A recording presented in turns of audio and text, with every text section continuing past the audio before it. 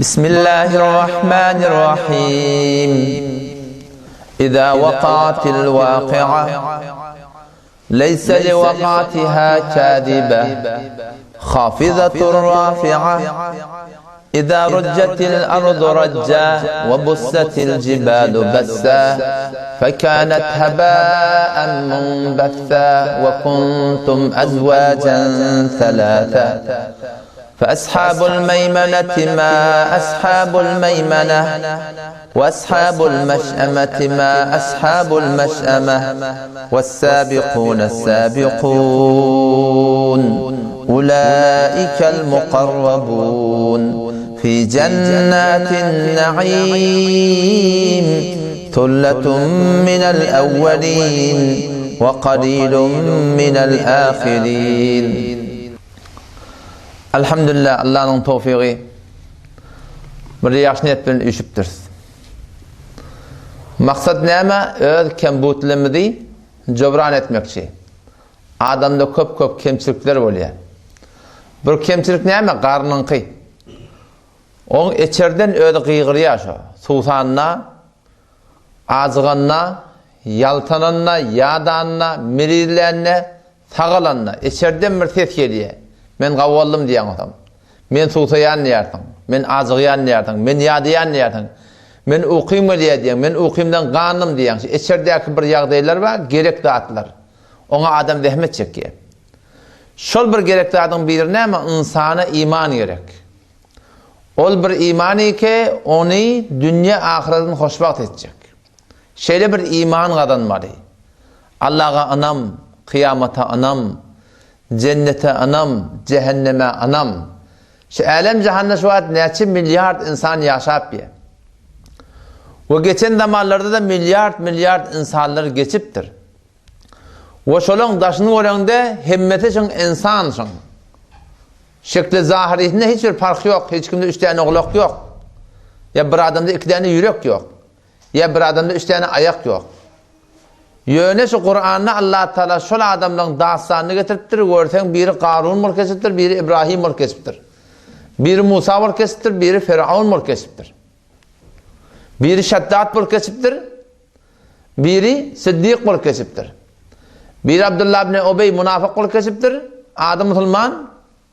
O biri Talha ve Zübeyir mülkesiptir.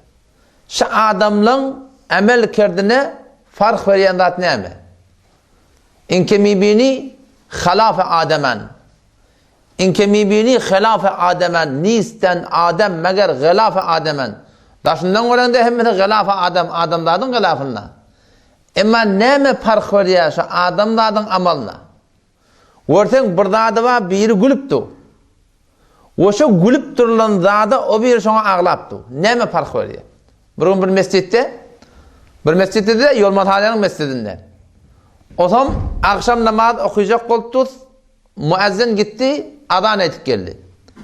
Ini tekbir edecek koltuğu, o tekbirden önce bir falanacıyın sadakası var şuun. Adamla namazdan sonra şoňa varmalıya.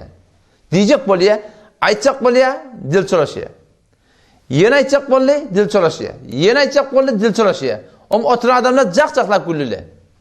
Mescidin o tarafında bir nowjawan oglan iki el yüzütüp ağlamadan durdu.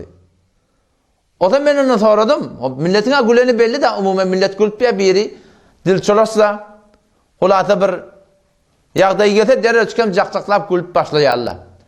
O ben o zamandan sordum sen ne diye ağladın dedim. Näme ağlat ya şonu? O näme güldürüyor bunları? Kullu cemaat jak-jaklap gülüp durun adına bu nowjawan oglan iki elin yüzünü tutup gözünden yaş ağlap oty. Onunla dedi diye, ben sordum, ne sen ağladın? Onunla dedi, men şu dil çolaşanına bir lehze kabr yadıma dedi. Kimin neyde kim kabra girecek, munkir nekir soranına, men rabbuk, men dinuk, men nebiyyuk diyenne, şonne men dilim çolaşıp cevap verip bilmen dursam, şonne men yağdayım nem olur. Men şu yadıma dedi. Neme şol adamın emel kerdine tağyir veriyor, insanı fakat besi bir zat. Tefekkür ütgemeli. Düşüm ütgemeli insanı amal ütgetin. Yürekteki duygu, tefekkür, düşüm, Oy adamda ütgede, adamların amelkarda ütgede. Yoksa hemmet bir adam daşın. Şu bir adam eğer içer yağdayı doğrulansa, şol adamın daşar yağdayı hotbahot doğrulanıyor.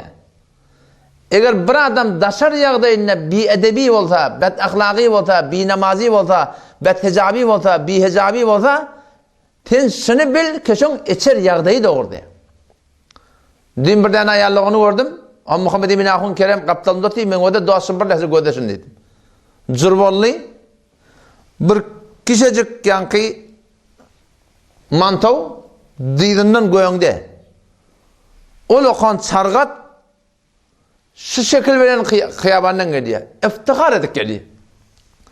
Ben orada şu Müslümanın 30 yılın içinde 35 yılın içinde şu Müslüman Türkmenin namazından ne müt yaptır dedim ben. Ayasına vuruk giydirttirdim şöyle başı. Yencik giydirttirdim şöyle başı. Sevuk giydirttirdim şöyle başı. Utandırık giydirttirdim şöyle başı. Tüfek tutupturlam bana şöyle başı giymedi. Bıçak tutupturlam. Kıyamanın höre köşelettirdim. Ne edip piyan giydarsın. Şeydik giydirttirdim. Yok bes. Burada şol insanın vücudunda burada üt yaptır. O da ne mi? Tefekkur. Fikir. Oy. Çon sebet endişeyi kavmi harap. Asıl şey iman akidan doğrulamalı. Tefekkurun zindigiye ne mi deyip bilen o diyen şu dünya ne mi şey? Şu dünya ne misin gelip durdun? Çon sebet endişeyi kavmi harap gayri halis gerdet bedeste simena. Mireden der sineş kalbi selim der negahı o kez ayet müstakim. Doğra evir diyen. Hey ne etmiyor sakal koyup? Enin öyle mi? Atan öyle mi? Yok. Ne diye koydun? Peygamber sünneti koydum. Hey senin iyidir. Ne edip bir an yaşmasına? Mireden der sineş kalbi selim der negahı o kez ayet müstakim. Doğru ha. Sen lağıl doğru edip bilmiyorsun. Allah kuvvet verdi. Doğru attık ya doğruca. Ne mit yaptır? Fikir yaptır. Pes nukhussim bayeteş tethiri fikir. Önce tefekkür doğrulamalı. Bilinişi doğrulamalı. Ne gereşi doğrulamalı. Şu cihan biliniğini doğrulamalı. Şu dünya ne misin gittir? Pes nukhussim bayeteş tethiri fikir. Badezan asan şebet te'miri fikir. Biz şivası celisine şirket ettiler. Fakat insanın cihan bilinişi yüklemeden söyleymiş. Sen ne gereşin? Camayın kıbalına, zindigin kıbalına, zavcelin hakkında, 24 saat yaşap ben şuna ne gereşin var? Şu ne gereşine göre adamlar amel etti. Ne kadarla cakcaklar gülüptü, o şöyle gülüp duran adına, o iki elini yüzüne tutup, gözünden yaş ağlap etti. Ne mit yaptır? Fikri yaptır fakat. O zaman şu bir tefekkürü ki insana fark veriyor, şu ne mi Müslüman diyor? Kıyamata anam. Ölümden sonra dirilmeli ve ebedi bir yaşayış var. Tökülmek yok şuna. Şuna yakin ettin mi? Allah'a men bir gün cevap vermeli. Şu Allah'ı ki men yoktan bar ediptir, giyeceğini getiripti, günlüğü getiripti, kalbim vurdurupti, onkton kıma kan aylaptı, kullu coğrafyayı vücudumda, menin hiçbir zadım öz vücudum öz ihtiyarımda de. Şol Allah'a men cevap vermeli, dirilmeliyen o yürekte otursa, şol adamın keplemesi doğrulanıyor, gülmesi doğrulanıyor, fikretmesi doğrulanıyor, akidesi doğrulanıyor, amalı doğrulanıyor. Ama şu tefekkür ütkedim beylerliğin, o dünyanın kaygısı yok, o tak fikri yok, o ta'da doğru var akim bir iman yok mu? O ham şöyle adam ne metiye? Ütkemenedir ya, hem de üt yaptırıyor. İza vakatil vakia, her vatiki kıyametin kopullusu kopsa, kıyamet olacak bir gün. Haçan o kıyamet, 7 kat asman yarılacak, 7 kat yer yarılacak, çarşacak, 2 tane kıyamet var deyiptir Peygamberimiz. Bir kıyamet, men mâte fakat kâmet kıyametuhu. Peygamberimiz ayetiyor, her kim öldü, şan kıyamet kayım oldu diye. Yani öldün, men öldüm, men kıyametin başladın diye. Öğürlep bir dünya gelmek yok. Sen öldün, senin kıyametin başladın diye. Bir kıyamet olacak, alem cihan dargacak. O haçan mı olacak? Yerin yüzünde Peygamberimiz aydıptır. Allah, Allah, Allah diyen adam bolyansa, kıyamet vakı olacak deyiptir. Yani şu asmanın yarılmaklığı, dağların göçmekliği, yer yurdun dargamaklığı kim adamla görecek onu? Ağır baş telek adamla görecek onu. İmanlı adamla o kıyameti görecek gele. Yerin güdünde bir Allah diyen adam bolsa kıyamet bolacak ya. O zaman şu ahir zamanında Allah'ın feyselesi var ya kıyamet bolma bol. Sonra nimet diye Allah Teala bir yeri verecek. O şu yer sebepli hakikat imanlı adamla bir üskürecekler, atkıracaklar. Koltuklarından da alttan burada yara çıkan yalak bolup şey deyip de dünyadan gidecekler. Qava adam kalacak ya yerin güdünde. Peygamberimiz aydıptır şu zamanın en ki qava adamsı. Şu ahir zamanın ki hemmeti kafirin, imanlı adam yok arada. Şolan arasında en ki qava adam ne mi deyiptir? Bir adam yolun uğruna fahşa iş edipti o. En ki qava adam ne mi deyip etti? Ey ne deyip dursan qava drak etmerle mi? Qavıtı şu diye. Şonla kıyamet vakı olsun. Ama ondan merde bir kıyamet var, kıyamet-i ferdi. Yani men ölüm kıyametin başladı. Şu kıyameti her vakti inkar eden adamlar vardır. İza vaqatil vaqi'a, her vakti ki kıyametin kopulması vakı olsa, leyse li vaqatiha kadibe, o kıyamet kopulması olanla hiçbir yalan diyen adam bana olacak ya, hiçbir inkar eden adam olacak ya. Bu at gidip gelinmem, barık gelinmem deyip verenken.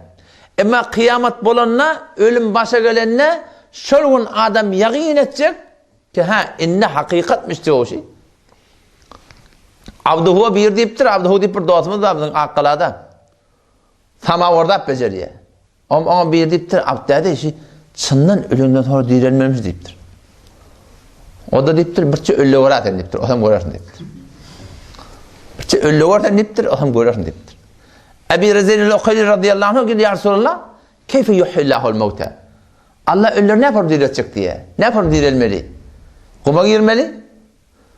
Emmandadın çaşmalı, avval baştan taştan dökülecek, beden çişecek, çaşacak, portuyacak, dargacak, öyle içeride kırım zatlar, yerdekiler gelip bedenin yiyecekler, o sünk kalacak fakat, o sünkte ne çeyilen sonra o da kummalık gidecek, ya Resulallah ne yaparım dirilmesi? Keyfe yuhillahul mevte? Allah ölüler ne yaparım dirilmesi? Peygamberin rahnama yetti. Ölmene nesi delil var? Birçe delil var. O da ne hemen? Şu görüyen adamla ölüyor da. Hem kişi anam ediptir sana ölmeli hastayı. Hiç kimin ölme şeki yok. Ama ölenden sonra bir zindagi var. Şuna şek ediliptir her vaktta da. Amma yetesâelûn. Adamlar birbirine neme hakkında soruşarlar. Anin nebe'il azîm. Şol ulukan vâgı kıyamattan. Ölünden sonra dirilmekinin hakkında, şuna hakkında soruşarlar. Ol kıyameti ki ellezînehum fîhî muhtelifûn. Adamlar onun hakkında muhtelif. Ölüme hiç kimin şeki yok. Ölmeliğine hiç kimin gurun yok. Ama ellezîhum fîhî muhtelifûn. Ol kıyameti ki evrep dirilmekliği ki bolur mu ka, bolmur mu ka adamdan ihtilaf var diye. Kella seya'lemûn. Allah herkes böyle de. Çalahımlıkla bilirsiniz diye. Bolacağını, bolmayacağını. Sonra kella seya'lemûn. Bunlar vakit gelsin. Acal başına gelsin. Sonra bilirsin bolacağını, bolmayacağını. Ya eyyuhan nas, ey adamlar, in kuntum fi raybin minel ba'th. Eğer sizin küçüklerin şekinin olsa öğürlet dirilmekinin hakkında. Oylan niye? Ne ben oylan? Özün oylan. Daştavırın oylan. Ebi Rezin okuyul soruyor ya Resulullah. Keyfe yuhillahul mevte? Allah ne yapalım ölüler dirilecek? Milyar insan ölüptür. Ne yapalım dirilecek?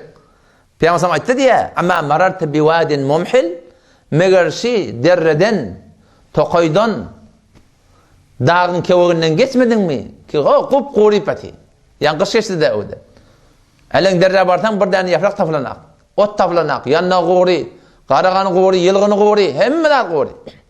Tümme merarte bihi kadira. Sonra yine bir vakit geçende ho yap yaşıl vakti görmedim, gördüm ya Resulallah. O kedalike yuhillahul mevte. Aynı şu otlan dirilişi Allah ölürde dirilecek dedi. Sancaks. Neyse, kıyamet. Şu bağ kıygırıptı her yerde adamlar böyle bir de ölüptü, diriliptü. Size ölün sonra dirilecek. Ama asli maksat Müslüman doğan şol iman yürekte turmalı. İza vaqatil vaqi'a, her vakti ki kıyametin kopulsa vakı olsa, leyse li vaqatiha kadibe, kıyamet kopunna hiçbir yalan diyen olacak ki, hafizatun, kıyamet şeyle birdat, ölüm şeyle bir zat Müslüman doğan ne kadar adamları yere vuruyor diye. Rafi'atun ne kadar adamlar derecesini kaldıracak. Kimi yere vuracak? O adamlar ki bütünde silagli, hormatli, atli, abrayli. Ama Allah'a vara demiştikler. Resulullah'a vara demiştikler. Bir küç yıl vallahi bir tane akıl gördüm.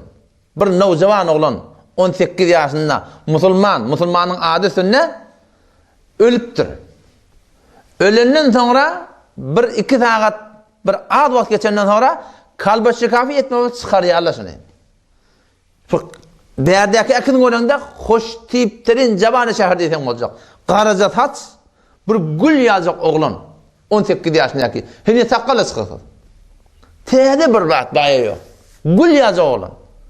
Emma iki saat bir neçe saat kavra gömüptür çıkarıptırlar. Şun saçı şeyle bir ak, şu kağıt ak diyen şu kağıdan ak şu. Kullen şekil bedel oluğlu, başka bir vehşet nar. Yarık koyupturlar adı falani, nimet yemiştik. Bes, aydım sağ, şu ahengo sazı musiki kulak atıyor, namadı koymayamıştık. İki tane günahı var. Başka diyen şey yok. Hafizatun, pes ölüm gelenler ne kadar adamları, kıyamet bulanlar, şu dünyada silahlı adamları ki Allah'ın aydınlığı oraya bulmaktır. Vuracak şolar yere. Rafi'atun ne kadar adamların derecesini kaldıracak. Bu tada barmak çomuzlayan adamlar, attaklayan adamlar. Ay Allah oraya olsan bolya halk attakta daksın. Dine oraya olsan bolya ilmana attakta daksın. Halka oraya olsan bolya halk mana attakta daksın deyip halkın kefin çeken adamları bu dünyada kemir silah hormat yok. Ama o tada Allah Teala kaldıracak şolar. Amal belli şart. İza vaqatil vaqi'a alvatiki kıyametin qopqulsa vaqi olsa ölüm başa geldi. Kıyameti ferdi. Alem cihan dargata. Leysa li vaqatiha kadibe kıyamet bulunna hiçbir yalan diyen adam ona bolacak ki hemmek yaqin edecek şol kıyamet hakmıştık deyip hafizatun kıyamet ne kadar adamları yere vuracak. Rafi'atun ne kadar adamların derecesini göğün aldıracak. Haçan olacak o? Haçan olacak kıyamet? Acal gelin ne olacak? Kalla hergiz beyle değerli Allah bütünde bir bihuda bir Rab olsun. İza belagatit teraqi ol vakti can karkara gelse bir gün gelecek daha şu. Hetmin şol gelecek şu. İza belagatit teraqi ol vakti can karkara gelse. Ve qila men raq ferişteler inip diye rahmet ferişteler adab ferişteler gelip durlar. Kime gitmeli şunu? Gödeş durlar. İmanlı adam mı? İmansız adam mı? Muhlis mi ya münafık mı? وَظَنَّ أَنَّهُ الْفِرَاقِ Adam şolgun yaqin edecek ki şun kun epper gitmeli onu. Avval yani gurrun madi dilin ucu bile dünyanın epper gitmeli hava. Kime galiptir bi? Ama şolgun adam yaqin edecek. وَظَنَّ أَنَّهُ الْفِرَاقِ Yaqin edecek şun ruza cüdayi. Nem oluyor? Can çıkmanındır ya. Bayan ucundan. Geriye baldıra. Vel teffetis saqu bis saq. Ol vakti ki Allah baldır yavassa baldırın utunu yıkıya baldırda inne can yok. Geriye dida, geriye göbege, geriye kursağa. Vel teffetis saqu bis saq. Öyle gözep, ödün gözep kalıyor. O ruh çık gidiyor. İlâ rabbike yevme idinil mesaq. Bu nereye karşın gitmedi? Kümmette tercüme Kur'an mı? Şuna gitmem. Yok. Allah'a karşın gitmedi.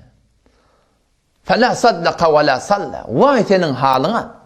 Ki bir nebi doğru iman getirdi bu diye. Bu nebi namaz okuydu bu diye. Evlâ leke fe evlâ. Vay senin halına. Thumme evlâ leke fe evlâ. Vay senin halına diye. Şu taati asıl maksat Müslümandı onun. İzâ vakatil vaki'a. Kıyamet bollu mu? Şonda nemelik belli olacak. Ona Allah at veriptir. Yevmel ahire. Ahir kun. Ölümden sonra erti yok. Birun yok, sonra kun yok, düğün yok. Hemmeti bir gün şu. Yevmut tagabun, yevme yecma'ukum li yevmil cem'i zâlike yevmut tagabun. Ruzi şikestu piruzi şu. Ya beylek cennet, ya beylek cehennem şu. Şunun belliğimiz olacak. Ve endirhum yevmel hasra. Şol hasret günden korkuz diye Allah Peygamber'e. İz qudiyel emru ve hum fi gafletin ve hum la yu'minun. Ol biruni ki feysedilecek falanı şun ölmeli. O da gaflette hoş beylek yelek var yani. Henüz doğru iman kazananlar da yok. Şol günden korkmalı. O haçan olacak kıyameti kulli. İza rüccetil ardu racca. ol vakti ki kullu kure zemin katı suratında titredilecek. Kullu kure zemin titreyecek deydi. Ve bussetil cibalu besse, dağlar birbirine vurulacak şeydi. Fekanet haba'en munbesse, kullu dağlar aynı bir gubar yalak olacak. İza zulziletil ardu zilzalaha, ol vakti ki kullu kure zemin tandırılsa, titredilse, ve akhracetil ardu athqalaha, kullu kure zemin öz yüklerin içinden çıkarsa, kızıllar, kümüşler, defineler ki bu dünyada onursuna adamlar ölçük ketipyerler, zıncak ödün koyan, kabırlar zıncak koyan, adamlar zıncak koyan. Ve kâlel insanu mâ lâhâ, insan şarun aytacak, yeri nem oldu. Yere kol böyle dedi, rahat doğdu. Bugün yeri nem oldu. Yevme idin tuhaddisu akhbaraha, şul gün ya Allah Teala yer keplecek diye. Bi enne rabbeke ve hâleha, şol gün Allah'ın emrine yer keplecek diye. Fikretme dil kepleye mi kadip, doğdak kepleye mi kadip. Lalla da dil var, lalla da doğdak var, lal kepleye. Allah'ın emri, Allah'ın emriden yer keplecek. Şol gün şu yer keplecek, ştada falan namaz okuydu. İşte falanı gıybet etti, işte falanı töhmet vurdu, işte falanı falanca toy tuttu, işte falan etti. Yer yıkan kepecek diye edin işte. El-qari'atu mel-qari'ah ve ma adrake mel-qari'ah. Yevme yekunun nasu kel-ferâşil mebthûth. O kıyamet bulunur, vehşetnak. Ya eyyuhen nasu ittaqû rabbekum. Ey adamlar, öz Rabbinizden korkun. İnne zelzeletes saati şey'un azîm. Kıyametin kopulduğu bir ulukan bir zat diye. Kıyameti ferdi de bir ulukan bir zat, kıyameti kulli de bir ulukan bir zat. Bir ulukan bir vâgıya şu. Ve teran nâse sukâra, adamlar görürsün diye ki mehdim kadirsin diye kıyamet bulunna. İze semâun şakkat, asman yarılacak. Ve idel ardı muddet, yer tamam yarılacak şeyle. Yımşap. Yerin gününe çökük yer kalacak ki. İde şemsu kuvirat, gün binur olacak. Ve ide nucumun kederet, yıldızlar binur olacak. Ve idel cibalu soyrat, dağlar göçüp aynı suyalak akka edecekler. Ve idel biharu fuccirat, deryalar göğüne kalıp yere karşı akmandıracaklar. Ve idel biharu succirat, kulli deryalar odalacak diye sorgun. Ne yapar vehşetnak olması tabi. İza raccetil ardu racca ve bussetil cibalu bessa fekanet haba'en munbessa, kulli âlen cahan dargağlı, kulli göremin saf olacak adam. Yerin güdünde bir cahan dargağılacak ki. Hemme zat ölecek. Ondan sonra kim kalacak? Allah kalacak. Ferişleri de ölecek. 4 tane olukan ferişte var. Olu da ölecekler. Cebrail Aleyhisselam'ın Allah'ın emrine Ezrail Aleyhisselam'ın canını alacak. Ondan sonra Mikail. Ondan sonra İsrafil. Ahir Allah aytacak diye. Ya Cebrail kim var? Kim kalıptır? Ondan aytacak diye, ya Allah arşın aşağıda men kaldım o. Bir mesal ya Allah sen var. Onu Allah Teala emredecektin, öz canında ödün al. Ezrail Aleyhisselam şunu şeyle bir çığıracak diye Allah'ın emrine. Ezrail Aleyhisselam Allah'ın emrine onu da can çıkacak. Şeyle bir çığıracak diye ki eğer şunda candari olsa şun tesneşip diye yüreği alacak. Hiç saat kalacak ki. Kullu kule zeminde hiçbir candari yok. 7 kat atman, 7 kat yerin arasında. Otam 40 güllep şopurmul kalacaklar. Otam 40 günden sonra Allah'ın arşının aşağından adam dadın nutfeti alak bir yağın yağacak. Aynı yamaşa yağın yağacak. Otam aynı şol yağın yağınna ölüp beten deneler ne yapalım diriliye? Adam dadın vücuduna Allah bir dene bir bölük sünk koyuptur. Acbı dent diyerler. Şol sünk hiç vakti çürümeyedi. Şol bizim denemiz avul Allah bir damca tuğdan verecektir. Şol şu vakitte bize ölüp beten adamların deneti yerde şu vakti kalıglı. Şu yamaçlardan adamların ötün dirilecekti. Kullu ibn Adam yebla ve ye'kulu turab. Peygamber aytıyor, adamların oğlunun vücudu hemme çürüyecek diye. Şu kullu beden çürüyecek, ak yüzler çürüyecek, qoңur yüzler çürüyecek, kara yüzler çürüyecek, hemme de çürüyecek illa meğer bir sünk ba. Acbı denep. O qorun sünkü diyor ona. Şu yanmasın, sonku sünkü şu. Minha khuliq ve fihi yurakkab. Şondan yamaçlardan adam mecerdir. Şu arpa deneni göm qaytıyardın. Buğday deneni göm qaytıyardın. Adamların denesi şu yerde yatıyor. O hamını tecrübe ediptirler, azmaş ediptirler, bir adamla ölüptür. Bariyarlı Arap danışmanının ben filmini gördüm. Şunu elekten geçiriyorlar, ölüp gidiptir, tamam sünk yok, hiç sat yok. Elekten geçiriyorlar, şol kumları içinde diyene çıkıyor. Badam havdiyalak bir diyene. Her nimet diyen diyesi diye 1000 derecede demir kaynıyor. 1000 derece oklak koruyalı hesap olanak. Şol diyene yerde yatı Allah'ın arşına şan yağın yağacak. Tamam adamlar yerin eteğine ceset doğrulanacak. O zaman Allah'ın emrine yuvaş koyuna tutacak. Fangdur ila atari rahmetillah yağın sonra Allah'ın nazar rahmetinin vadde keyfe yuhyil arda ba'de mevtiha ne yaparım Allah yer diriltiye ölünden sonra diye. Ve kezalike tuhracun. Siz en ülpeten diyenen dirilsi alak.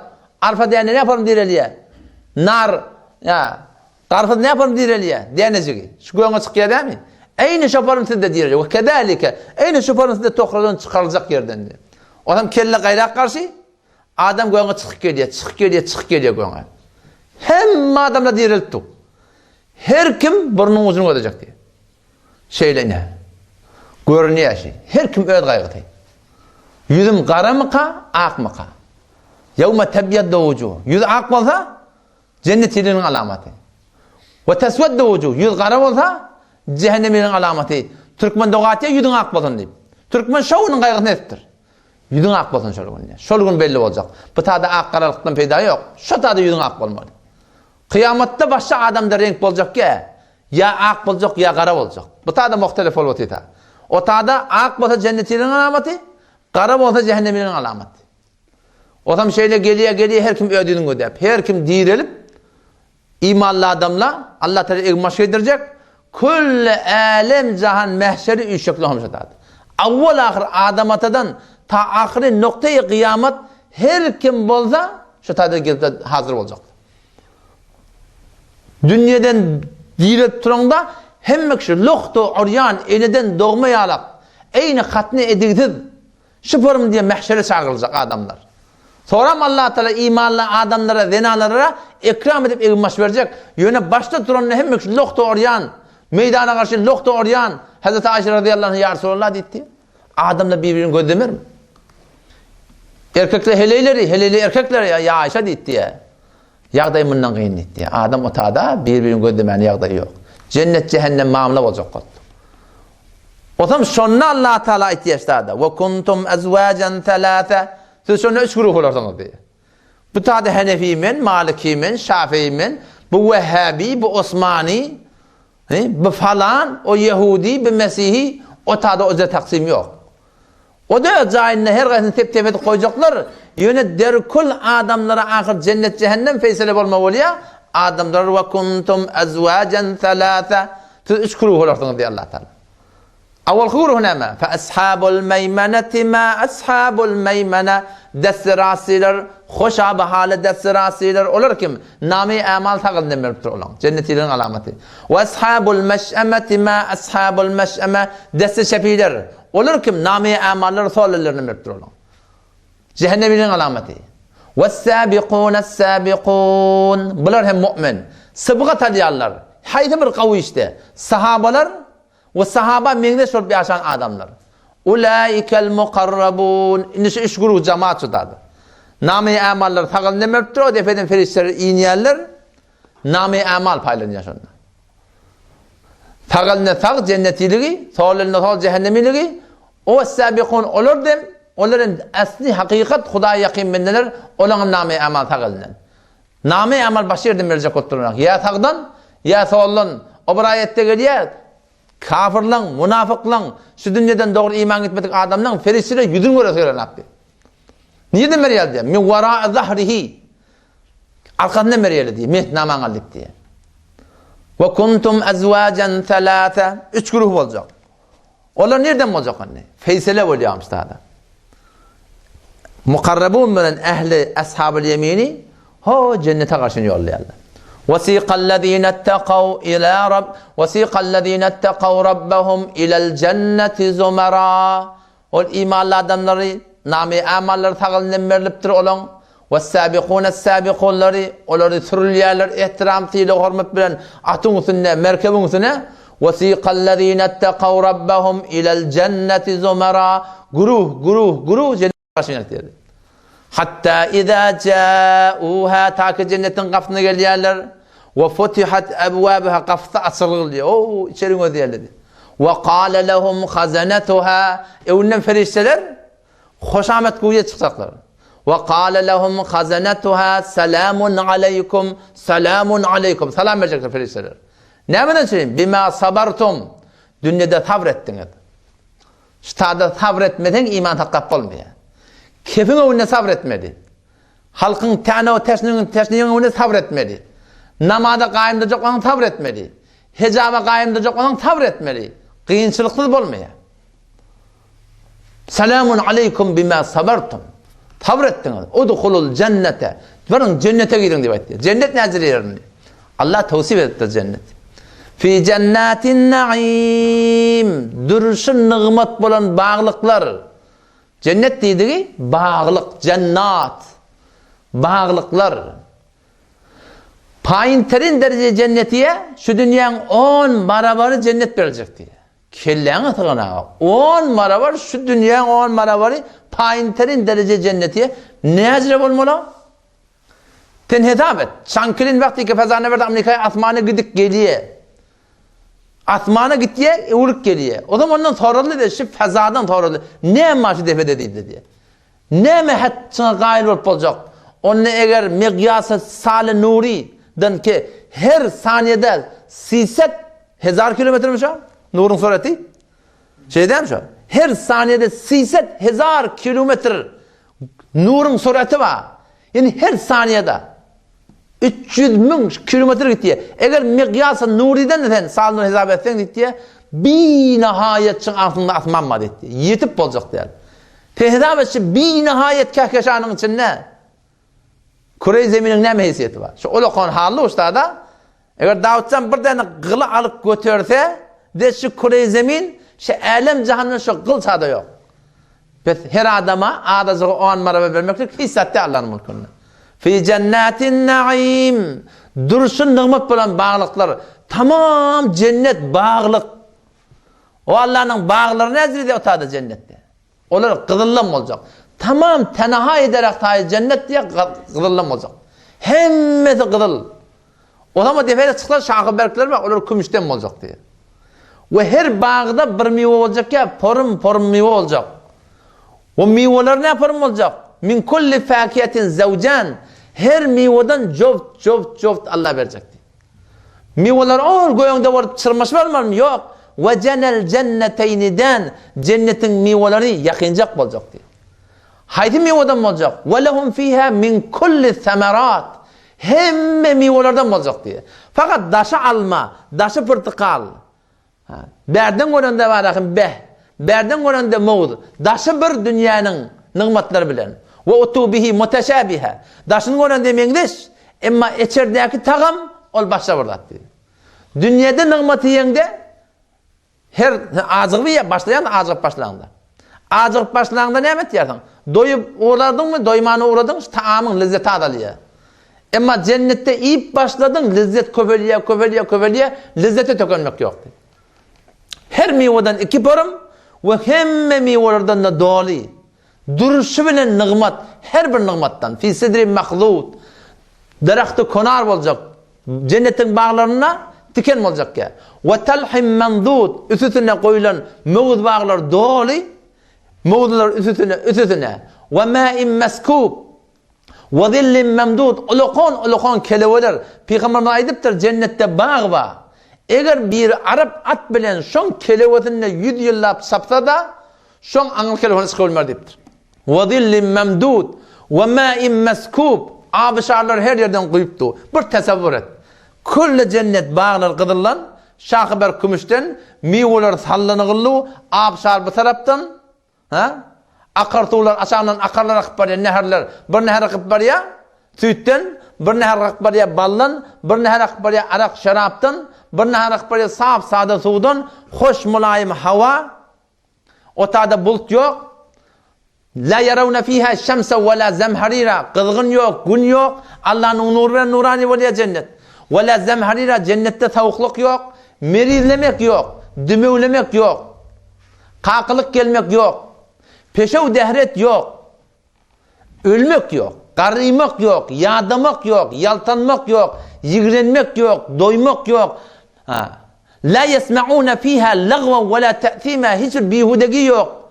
Birbirine tamzıklık edip birbirini masraf etmek yok. Hiçbir günahkarçılık yok. Yetenazauna fiha ka'san la lagwan fiha ve la ta'thim. Birbirine fakat şoğu, hoşluk. İlla qilan salaman salama. Hemişeki hoşluk olacak. Hele erkeğin emanına bilkul hiçbir kıl olacak ya. Meğer taçından başla, karşından başla. Erkekte murt olacak değil, takkal olacak değil, baldırda kıl olacak değil, buğutta kıl olacak değil, kaptal, kabatlarda kıl olacak ya. Saf sağda, Peygamber Huday deyiptir, Jordan murt, saf sağda olacak deyiptir. Fi cennetin naim. Kim ola? Kim cennete girecekler? Tulletun minel evvelin. Ol evvelkilerden, sahabalardan, tabi'illerden, tabi'illerden. Onların mengdes olanlardan, onlardan köp olacak. Ve qalilun minel ahirin. Ahirkilerden ki sahabaların mengdes adalıptır şu mümkün. Onlardan adam olacak diye.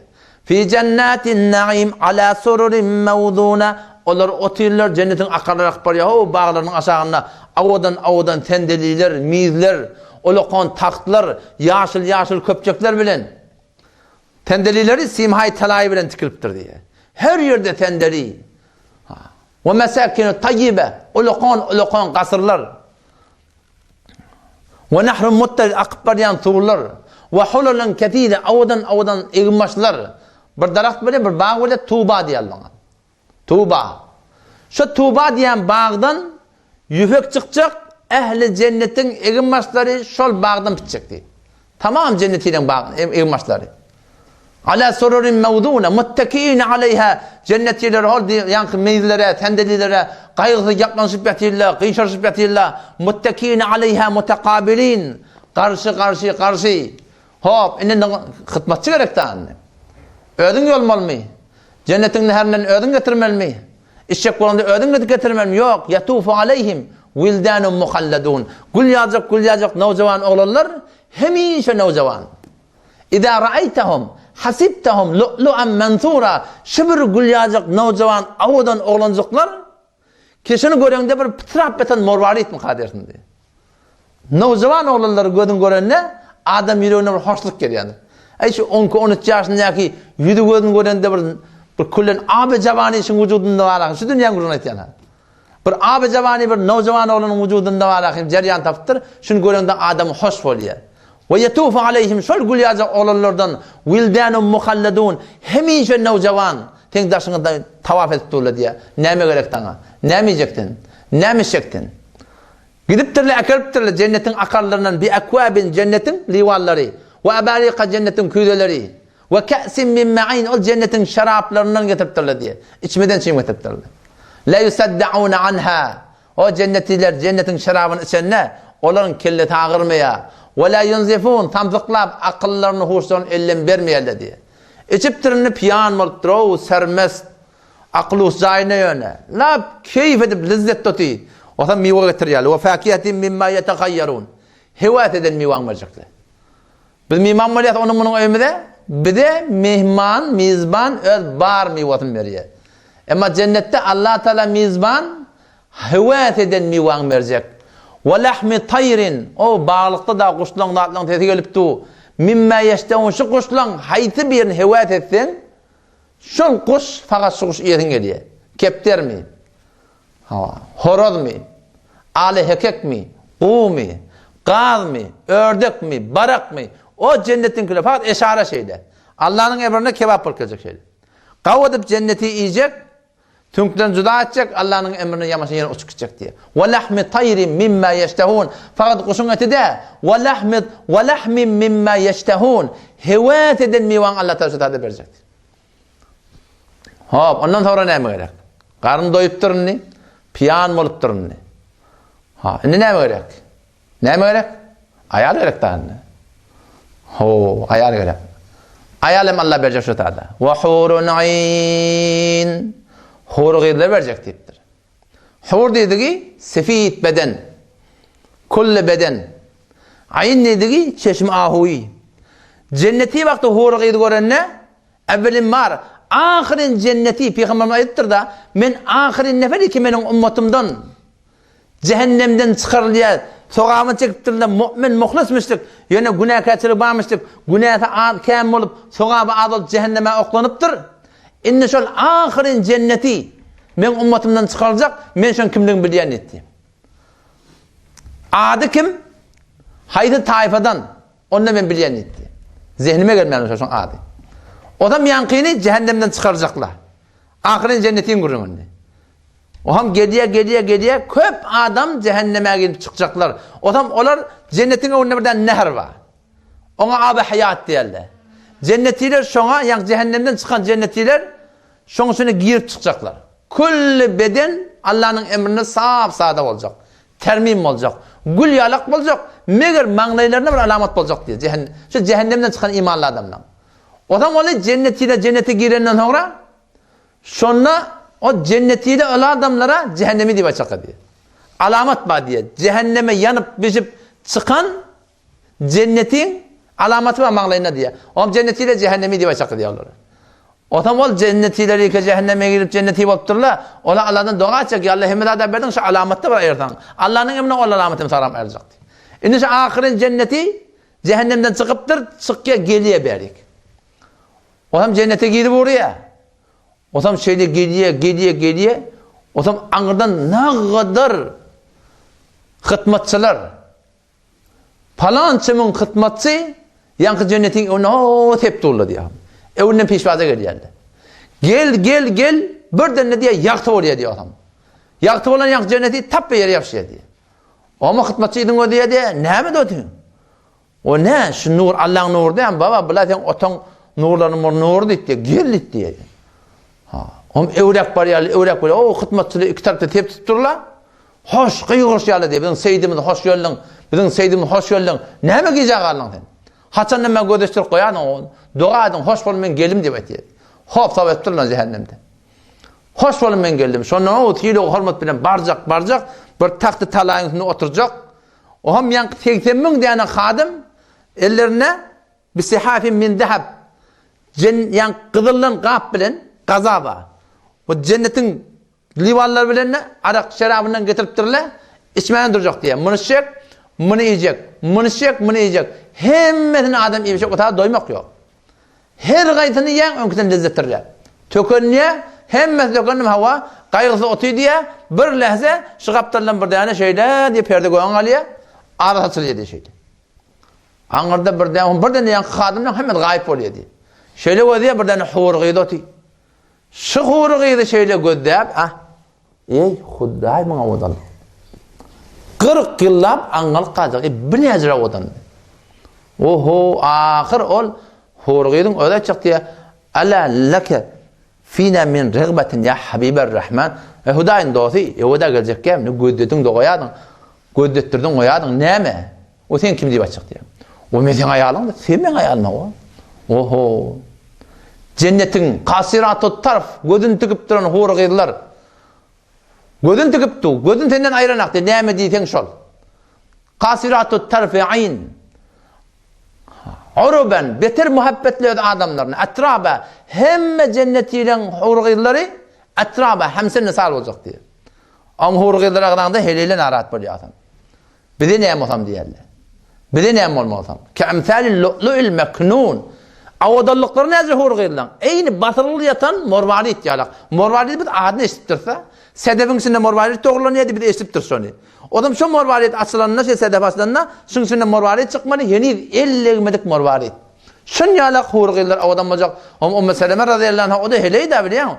O heleyi cemaatta bakıcılık diyenle burada yapıyor. Erkekleri de bak. Heleyleri de beter yak buluyor. Ya Resulullah deyip diye, Nisa'u dünya afdolu amil hurul ayn. Hur gıydılar şu kadar cennette Kur'an'da tarifi var. Kemthali lu'lu'il meknun. Batırılıyatan morvalit yalak. La yusaddaun anha. Uruben atraba. Kevaib atraba. Şüpürüm Allah cennetin hur gıydılarını övüptür. Nisa'u dünya afdolu amil hurul ayn. Şu hur gıydılar avadan mı? Mihriban mı? Muhabbetir rak mı? Avadan rak mı? Ya dünyanın imanı denarları ditti. Peygamber ayeti bel nisa'u dünya afdalu minel hurul ayn.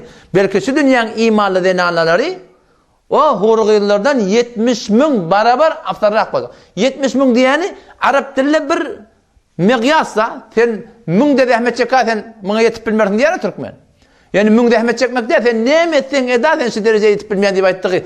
70 ming deydi ki ağaç arada kabili mugaysa de. İmanlı denanalar hurgiylardan 70 ming barabar afdal yani kabili mugaysa de. İmanlı denanlar şu kadar adam olacak. O bime derdi ki ya Resulullah. O ne mi deyip şu derece imanlı denanları veriliptir? Ne mi deyip veriliptir? Onun bir salatihin ne deyip? Namaz okuyorlar direkti. Hurgiylar namaz okuyum ya. Şu otada ibadet yok. Ve bi siyamihinne arada tutarlar direkti. Ve bi ibadetinillahi teala Allah'ın aydan ne ola bolurlar direkti. Allah'ın aydan ne ola. Halkın aydan ne ola bolmaptır. Halkın aydan ne ola boluptır. İlin aydan ne ola bolman. Dinin aydan ne ola bolan denanalar. Şocra Allah Teala şolara ikram edecek. Bir rivayette geliyor. Her imanlı erkek adama 72 tane denane verilecek. O şey 72'nin de ikisi şu imanlı adam şu dünyanın imanlı denalarına olacak dedi. Oğlum sahabe 72 nerede olmuş mu Allah'ın bilebilen? Nerede olmuş mu bilebilen? Tadı olmuş bolman etmiyor. Bir gece onun yanına olmalı, bir gece onun yanına olmalı. Onun yanına olmalı, bu dava atam. İkeleyi, bir erkek ortarada, o ikisinin hüttehenden gelmeyeni, onu böyle üçeleyi. Gelinimin doğrula. Sahabeyle ya Resulullah, ne yazı 72 tane ayal, ne yaparım bunlar bir? Peygamber sana ayette diye, her erkeğe 100 adamın gücü verecek dedi. Onun kaygıtı yok onun. 100 adamın gücü olsa. Khayal etme bu kıyafem kadip belli. Yok, 30 metre boy verecek, hediye de erkeğe de. 30 metre, o lokam meme var ha. Onun kolu nezre olmalı, boynu nezre olmalı, yüzü nezre olmalı. Oturan yeri nezre olmalı. Ha? Şu kadar Allah bir heykel verecek şu tadı. Şu kadar Allah şu tadı nimet koyup durmak atana. Denanalar adam şol hurgiylan başlıkları olacaklar. Hemişeki şu tadı yaşama olacak. Ve hurun ayn hurgiylar keamsalil lu'lu'il meknun eyni batıliyatan murmarit yalak. Nemeden çinimi padaş? Cezaen bima kanu ya'melun. Dünyada edençide çeken dehmetlerinden çireyim diye. Türkmenin tamtığı ne mi diye? Şeyde mağlayına yalıqlar hem cenneti cehennemin. Avval yalıq koyuptur bu diye. Onu Kur'an ne için yaptır onlar? Peygamber ne için yaptır onu? Allah adillik bolarmış eyte. Kullu Kur'an'ı aktar, hiçbir ayet Kur'an'ı tapmarsan ki cennetiler deytin, cehennemiler deytin ki ha bir de avval mağlayımı yadırılmıştık. Biz de şundan çüreyim cehennemi vallahi. Beydiyim yerde. Fi cennati yetesâelûn ehl-i cennet. Cennetin içinde soruyorlar cehennemilerden. Arada perde koyuptur Allah Teala. Mâ selekunkum fi sakar. Ne mi cehennemi vallahi? Kâlû ve de etrafların ve de. Lem nekum minel musallin namaz okuymayadık. Ve lem nekun nut'imul miskin qarib kadar üşürdikat yoktu. Ve kunna nakhudu ma'al khaidin. Zindagi bihuda. Erten sonra aynanın başında bu tağın renk kur, o tağın kadı halka taktıracak ya. O pasorun başında, varağın başında, filmin başında gel ne alakam cumhur böyle. Ve kunna nakhudu ma'al khaidin. Zindagi bihuda. Allah şu gördüğün Allah razı mi, narazı mi? İslam sana icazet veriyor mi? Şu barcak toyun Allah İslam icazet veriyor mi? Şu yerine başın İslam icazet veriyor mi? Bihuda. Ve kunna nukezzibu bi yevmiddin. Kıyamet gününü inkar etti. Ay o dünyayı gidip gelen Muhammed o dünyanın da bardağıdı olur diye baydır. Cezaen bima kanu ya'melun şol cennet imanlardan eden padaşlar ne hemen? Şol eden amalların kabalına. La yesma'una fiha lagwan ve la ta'thima. Otada hiçbir bihudegi yok, hiçbir günahkarçılık yok. İlla qilan salaman salama. Hemişe salamatlık, hemişe.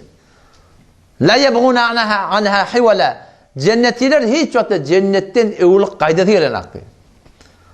Elen derreten marahim bağ tamamı teşkilat gidin. Cengül Gülistan'a bağ tamamı teşkilat gidin. Buraya hicda şarkın kirayalım. İçinde hemen nıgmatları koyunsun. Anırtı 3 gün ay bollu da yürü gidelim. Yağdadık da doyduk da yürüyenlik de gidelim. Ama cennet umumi cennet bak, hususi cennet. Peygamber'e aydıp dursa cennetler Firdevs'e dileyen Allah'tan dileyeninde. Şöyle Allah'ın hususi cenneti güne 5 vat avudallanacak, umumi cennet güne 1 vat avudallanacak diye. Bu kiminki dereceti? Bu ol ashab, sahabalar, tabi'illah. Şolary meňzeş bolan adamlaryň ýanky derejesi. İkinji derejä kim? Ve ashabul yemin desrasiler nami amallary tagyl nemerler. Ma ashabul yemin hoşa bahaly desrasiler. Bular nämeň matda boljak? Fi sidrin mahdud. Baglar boljak. Tikensiz ve telhim memdud üstüne koyulan mevdlar ve zillin memdud ulukan keleveler ve ma'in meskub her yerden abşarlar ve fakiyetin kethira köp miwa la maqtu'a on kat bolmak yok ve la memnu'a ondan imella hiç memnuiyet yok ve furuşin merfu'a avadan denanalar inna ansha'nahunna insha'a bila Allah etti biz sonra denanları avadan sonradan yarattık diye. فَجَعَلْنَاهُنَّ بَكَارًا biz onları gıyt ettik diye. Cennetin huru gıyları, cennetin iman edenleri hemişe gıylıklar zahirine olacak. Uruben aşık olacak adamlarına. Etraba hemsen nesal cenneti ödenanatını görenine şonun bedeni şeyle bir daşından görünüyordu, daşından.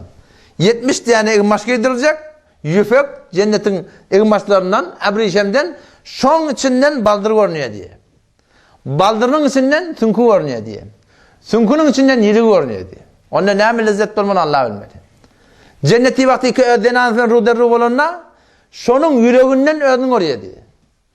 Cenneti yakin et diye keşmenin denanan şi fakat yüreğinden memma. Denananın tiyli hormatı nemede? Bir adam bilen bulmakta. Cennette de şeyde, o tada bir bilen olmalı. En üst tada bir bilen olşayalık. Denananın tiyli hormatı sonuna. Ve fakiyetin kethira. Fecealnâhunna bikâra uruben etrâba li ashabil yemin thulletun minel evvelin. Geçerlerden köp adam ve thulletun minel ahirin. Geceklerden köp adam olacak. Dua et yeni bir sorulardan buraydı. Yalvarmalı şona, sığınmalı şona. Aslı maksat şolgun yani. Şolgun belli olacak. Şimdi idini kulak eten idini. Ve ashabu şimal. Desti çepiler, o adamlar ki nami amallar soğlanın verliktir. Ma ashabul şimal. Beda behâle ashab-ı şimal. Nami amalları paylanttırla soğlanın verliktirler. Ve emmâ men utiye kitâbehu bişimâlihi. Emma o adamı ki o nami amal soğlanın verecek. Heleyden erkekten. Feyekulu ya leyteni lem ute kitabı aytacak. Ey kaşke, ey efsus gör bir namani. Men cehennemi oldum. Önkete de men münafıklar hakkında gurur verdim ha. Ki bir de anlamadan, ay biz Müslüman ahimayt, bir gün biz cennete girer. Peygamber sallallahu vaktinde ve mimmen havlakum minel a'rabi munafikun. Sizin daşçavarınızda ey Resulü Huda, Medine'nin daşçavaraklarına ve min ehlil medineti, ehli Medine'den meradu alen nifak, münafıklığa adet eden adamlar vardı. Medine'de münafık varmıştı. Menetin ödümüzü Kur'an'a arz edeydi. Sünnet-i Resulü Huda arz edeydi. Ödünü şeriata mutabık etmeli. Aytyan kefin bilen bolup persinden gelmeli. Müslüman olmak, kamil Müslümançılık namaz okuymak değil. Müslümanı kamil, mü'mini kamil olmak, namaz okuymak değil, namaza amal etmek. Mü'min denana bolmaklık ya erkek bolmaklık, Kur'an okuymak bilen ne? Kur'an'a amal etmeklik bilen. Peygamberimiz aytıyor da kem min talil Kur'an yel'anuhu. Çebes yar Kur'an okuyanlar iba ki Kur'an şunu lanet ediyor. Lanet bulunduğuna. Kur'an lanet ediyor. Kem min musallin lem yezdud minallahi illa bu'da. Çebes yar namaz okuyanlar iba ki namaz şunu hudaydan da şart ediyor. Peki namaz okumak müminlik değil, Müslümançılık. Müminlik ne mi? Namaza amel etmektir. Kur'an okumak müminlik değil, Müslümançılık. Ama müminlik ne mi? Mümin diyenler şu Kur'an'a amel ettiği adam. Mümin ve Müslümanın ne farkı var? Ödün yani ki Allah'ım mağfirli dua ettiğin, Allah'ım mağfirli mu'minine vel mu'minat vel muslimine vel muslimat. Yani erkek imanlıları, denana müminleri, erkek Müslümanları, hele Müslümanlar bağışla diyen, Müslüman ile müminin farkı var. Müslüman, la ilahe illallah Muhammed Resulullah deyiptir, farkı ne diye? Gidip bir ay inkar edene, ay bolar da bir gün, beter kat tutup vermehlen mini, ganimet bota bolar, güneye karşılık bilen gidiyor Müslüman niyerleri. Ama mümin niyerleri, güneye karşılıkta gidmiyor. Güneye etmeyen ne? Güneye her kim etiyor. Ama çalanı tövbe etiyor. Hudayna kadar gıybet edadı mı? Tohmet edadı mı? Halafe sünnet gidadı mı? Halafe şeriat gidadı mı? Bir iş etti mi? Nämet diýär? Şol imany şonu tawbasyz aram goýanak. Peýgamber aýdypdyr da, müminiň halaty näzire günah edenne diýipdir, debene dagykylyk edenýärlik. Munafyk bilen nisbet näzire günah edenne eýni burna tiňek goýanýarlyk. Hak diýär. Hyýaly edesin.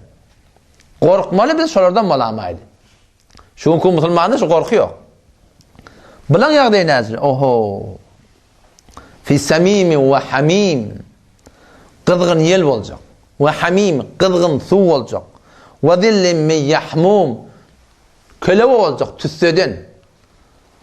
Cehennemilerden sürüp cehenneme aşan arkıçaklar. Vasiqallazina keferu ila cehenneme zumara. Cehenneme aşan arkıçaklar guruh susap arkıçaklar şeyler karşı. Hatta iza ja'uha ta ki cehenneme aşan qolyulacak. Futihat abwabuha qafty birden açılacak otam. Aňyrdan cehennemin taksylary boljak. Ve futihat abwabuha ve qala lahum khazanatuha cehennemin taksylary sorajak. Alam ya'tikum rusulun minkum yatluna alaykum ayati rabbikum. Hey size peygamberler gelmediler mi? Peygamberlerin janşylar gelmediler mi? Aydan diýen bolmadymy size? Kişiň hak ölümden tor diýilmek cennet cehennem mamla var aydılmadı şey. Qalu bala qad ja'ana nadir. Bir de gelli. Fakazzabna. Ay elçekten ay. Beter qattıp vermeň meni. O dünya gidip gelenmem. Ve kulna ma nazzalallahu min şey. Allah'ın hukmu däbi. Aqullardan düzüpdir meni. Peygamber deyip adamlar Allah kesipdir bula. Öldüründen dürüpdirler.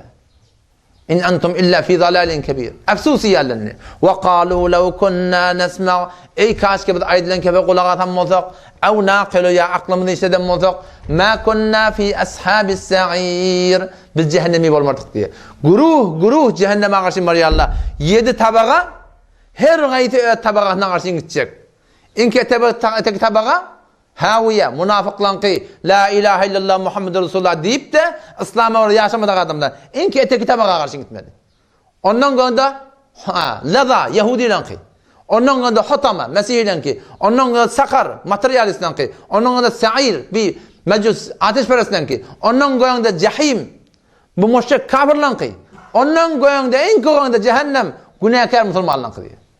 O yanıp çıkacaklar var ha. İnki defekisi şu. Qalan altına berkol çıkmak yok. Cehennem berden bariyarlı gödep bariyarlı. Tutan ağa Allah'ını. Bu dünya tutup batana. Bu dünya tutulyan yerde. İnnemâ nuakhiruhum liyevmin teşkasu fihil absar. Biz Allah tuttuğunu hesabı kitabı cezani hayti bir güne koyduk. Liyevmin ol bir güne koyduk. Teşkasu fihil absar. Göller açık kalacak. Cehennem ağaçın grubunu alıp bariyarlı. Fi zillin zi thalati şu'ab cehennemin içinde o lokurduklap qaynap takadu temayyazu minel gayz cehennem qaharından yarılacak bolýar diye cehennemin odundan 3 tane tütte var diye tütte. Cehennemin üstünden şeylek bir beylek teşhasu fihil absar göller açıp angalyk kalacaklar. Muhti'in muqni'i ruusihim la yerteddu ileyhim tarfuhum gözlep angalıp idine qaydanak gözlüye. Kawat adam geňdek görersiň aşy gözlep galýan. Cehennemi şu alyp barýarlar, göz gitjek cehenneme garşy. Göz idine urup geljek diýe. La yertaddu ileyhim tarfuhum we afidatuhum hawa. Yürek umytdan boş küllen alyp barýarlar. Çüngürlügi ne kadar? Çüngürlügi. Daşta onak divar var diye, divar 7 tabagan. Peygamber aýdypdyr, diwarnyň iýini 40 yıllık yol diye 10 santi, 5 santi, 6 santi, 2 santi, yarım metre 6 santi de 40 yıllık yol adam atadan ta ahir noktaya kıyamet insandan cinden 20 adamlar var. Cıdamal şu o adana. Kullama ulqiya fiha fawjun sa'alahum guruh edip şonu üstüne oklanacak adamlar da aydakkan. Çüngürlük nazire diye. Otu benne gazvan ayet ya. Ve kad dokira lana annal hajara yulqa min şafati cehennem. Bir de şekep aydallı bir cehennemin kenarına şeyle inavada ha. Daşır oklanı diye oklanı. Feyehvi fiha 70 am 70 yıl şu daş etek bariye la yudriku laha qa'ran. Şu daşın eteğini yetenem. Cehennemin odun Allah yakıptır, müngüllep yakıptır, ağırıptır. Müngüllep yakıptır, gıdarıptır. Müngüllep yakıptır, qap-qara boluptır diye. Şu at cehennemin odu qap-qara diye, qap-qara. Şicre bir lavurda aptıran od, kullama ulqiya fiha fawjun sa'alahum khazanatuha. Şu takçılar soraptı da nem aydan diyen bolmadı mı? Aytmadılar mı size? Ha. Aydan diyen boldu. Kulak asmadık yani. Odam cehennemin enki eteğine zakkum diyen bir bağ olacak. Ottan bağ dörettir Allah Teala. Odun içinde bağ. Zakkum diyen bir bağ. Cehennemiler acıkacaklar. İmana zat yok da. Lâkilûne min şecerin min zakkum. Cehennemin şu zakkum diyen bağından yiyecekler. Femâli'evne minhel butun. Karnlarını sonundan dolduracaklar. Feşâribûne aleyhi minel hamim. İnne iptirle da. Doymağa yok onunla. Ha. İptirle inne su sayarla diye. Su içecek mi? Peygamberimiz ayıptır. Vakti ki cehennemin şu kızgın hamim diye lakırdıklap, kırgınlap tuğunun içecek bolanına şu getirdim şeyle doğduğuna karşı İne şu eteki doğduk şeyle karnına gelecek.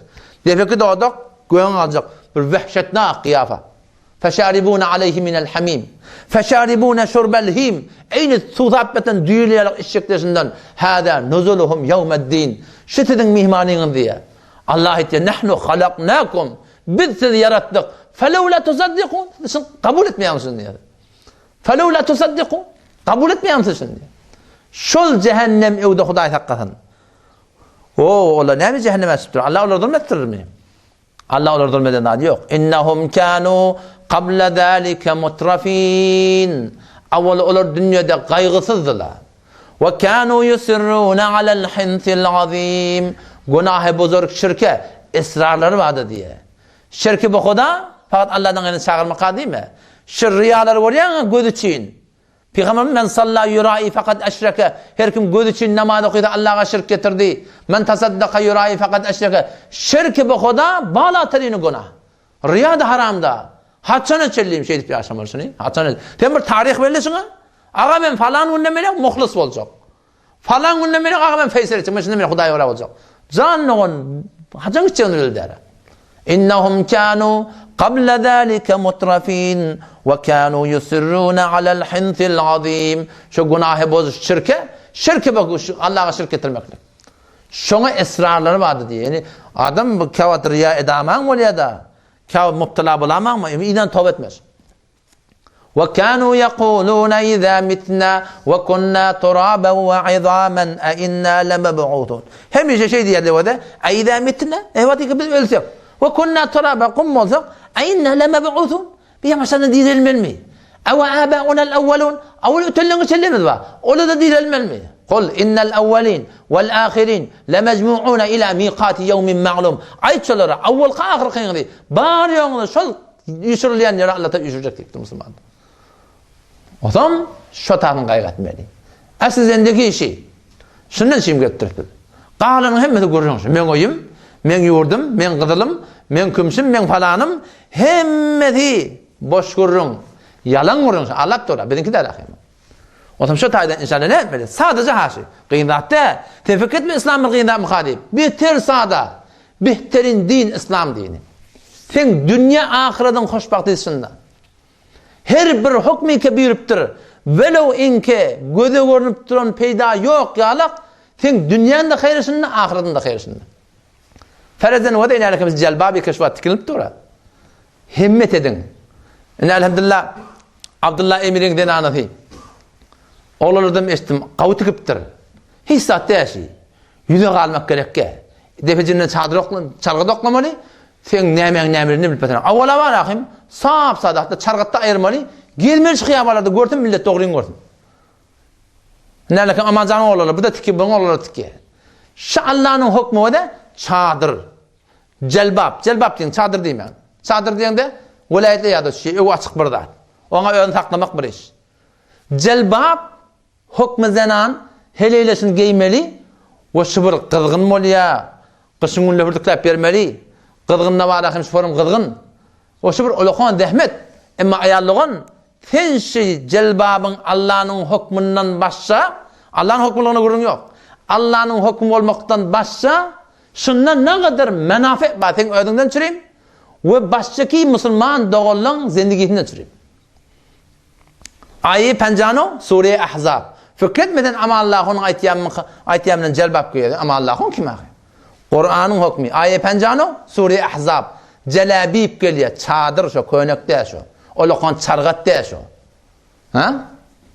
وَقَرْنَ ف۪ي بُيُوتِكُنَّ Ey denaneler, Peygamberin halillerine Allah destur veriptir. Hem imanlı adamlar denaneler destur.